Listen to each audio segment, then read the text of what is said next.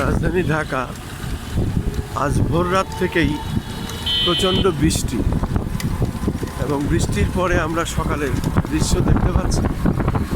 মোটামুটি রাজধানী ঢাকা বেশ পরিচ্ছন্ন এবং প্রচণ্ড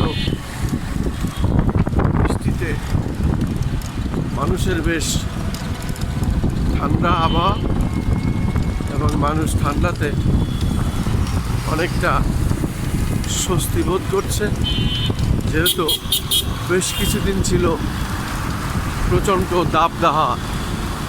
এই প্রচণ্ড গরমে মানুষ অনেকটাই অসহায়ত্ব বোধ করত।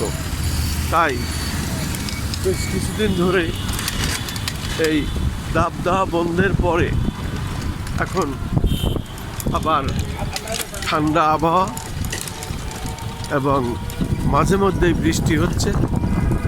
আমরা দেখতে পাচ্ছি রাজধানী ঢাকা এখন অনেকটাই মানুষের স্বস্তি ফিরে এসেছে। ঠিক তেমনই ঢাকার দৃশ্য আমরা দেখতে পাচ্ছি। রাজধানী ঢাকার যে অবস্থাটি সেটাই আমি দেখিয়ে যাচ্ছি।